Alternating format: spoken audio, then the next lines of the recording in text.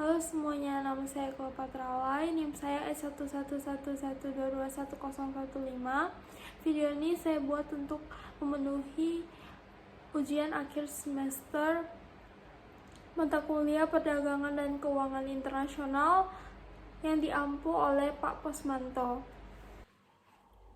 Dalam memenuhi tugas video ini, saya mengambil topik rezim perdagangan internasional dengan judul Peran dari World Trade Organization dalam menangani sengketa perdagangan daging sapi antara Amerika Serikat dan Indonesia di tahun 2012 hingga 2016. Pertama-tama saya akan menjelaskan mengenai rezim perdagangan internasional. Rezim perdagangan internasional adalah sebuah organisasi internasional yang berfungsi mengatur dan mengkoordinasikan perilaku antar negara dalam bidang perdagangan. Selanjutnya ada World Trade Organization. World Trade Organization merupakan salah satu rezim perdagangan internasional yang secara resmi berdiri pada 1 Januari 1995.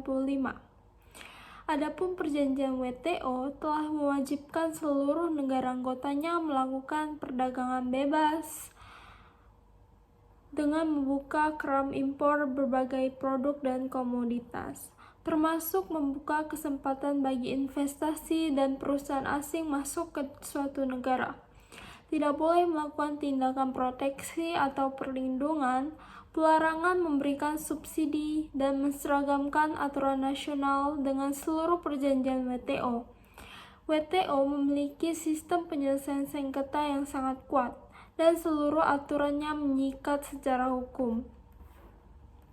Selanjutnya, adapun WTO diajukan untuk menghasilkan kondisi-kondisi yang bersifat timbal balik dan saling menguntungkan, sehingga semua negara anggotanya dapat menarik manfaat tersebut. Lalu, WTO sendiri memiliki markas di Jenewa, Swiss. WTO memiliki 154 negara anggota di bawahnya dan semakin berkembangnya dan berjalannya waktu kini negara anggota ialah berjumlah 164 negara. Sebagai organisasi antar pemerintah, WTO sendiri bertujuan membuat perdagangan antara negara agar semakin terbuka dan transparan dengan penurunan dan meminimalisir peniadaan adanya hambatan tarif maupun non-tarif. Indonesia merupakan salah satu anggota dari WTO berdasarkan ratifikasi Agreement Establishing World Trade Organization melalui Undang-Undang Nomor 7 Tahun 1994. Indonesia sebagai negara WTO diberikan kebebasan untuk membuat dan mengaplikasikan prosedur hukum nasionalnya sendiri, yang secara otomatis harus konsisten dengan ketentuan-ketentuan dari World Trade Organization. Teori yang digunakan dalam studi kasus ini adalah teori keunggulan komparatif ataupun Theory of Comparative Advantage.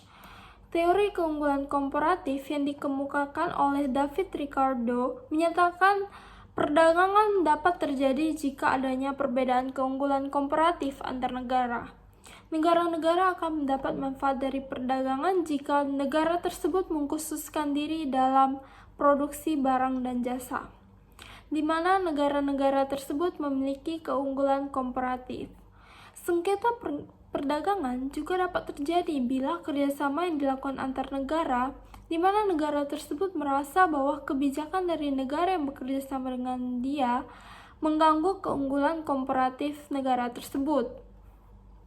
Sesuai dengan studi kasus yang saya ambil, yakni mengenai peran dari World Trade Organization dalam menangani sengketa perdagangan daging sapi antara Indonesia dan Amerika Serikat.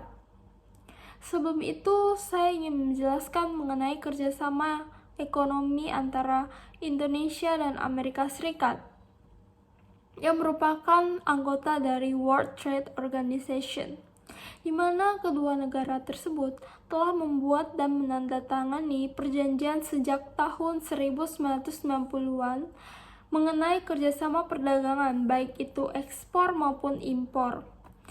Hingga timbullah sengketa perdagangan impor daging sapi antara kedua negara tersebut, di mana semuanya bermula ketika Indonesia mengeluarkan kebijakan bahwa adanya pembatasan impor daging sapi pada tahun 2012, sehingga menimbulkan kerugian dari pihak Amerika Serikat. Dan juga Indonesia juga dituduh dalam hambatan teknis yang menghambat impor daging sapi dari Amerika Serikat. Hambatan teknis ini berupa standar kesehatan dan keselamatan yang ketat, sehingga impor daging sapi Amerika Serikat menjadi sulit dan mahal. Sengketa ini juga terkait dengan perbedaan standar kesehatan antara Amerika Serikat dan Indonesia. Penyelesaian sengketa antara anggota WTO diselesaikan sesuai dengan mekanisme penyelesaian sengketa yang diatur dalam Understanding on Rules and Procedure Governing Settlement of Dispute, atau biasa disingkat Dispute Settlement Understanding DSU. WTO berperan sebagai mediator dan penyelesaian sengketa dengan menggunakan prosedur arbitrage dan panel untuk menyelesaikan sengketa tersebut. Terdapat 5 tahapan dalam prosedur penyelesaian sengketa yang diatur dalam DSU.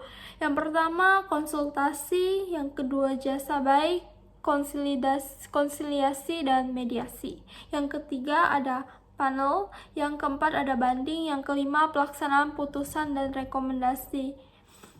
Tindakan retaliasi merupakan upaya terakhir yang dilakukan apabila negara pelanggaran tidak melakukan rekomendasi DSB dalam jangka waktu yang wajar atau reasonable period of time. Dalam menyelesaikan sengketa perdagangan daging sapi antara Amerika Serikat dan Indonesia, WTO berperan sebagai pihak penengah dan penerima laporan yang diajukan Amerika Serikat, di mana AS mengajukan pembentukan panel ke DSB WTO pada tanggal 18 Maret 2015.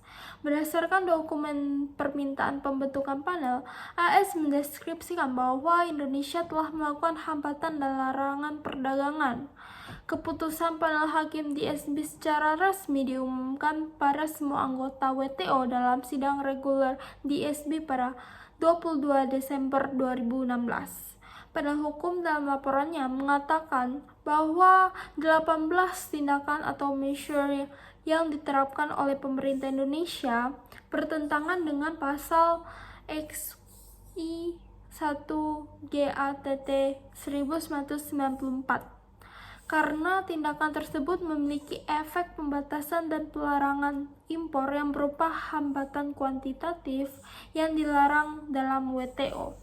WTO juga menyelesaikan sengketa tersebut dengan memutuskan bahwa Indonesia harus mengganti ketentuan atau kebijakan perdagangan internasional pada produk hortikultura, hewan, dan produk hewan yang tidak konsisten dengan ketentuan WTO. Sekian dari tugas video yang telah saya buat. Terima kasih.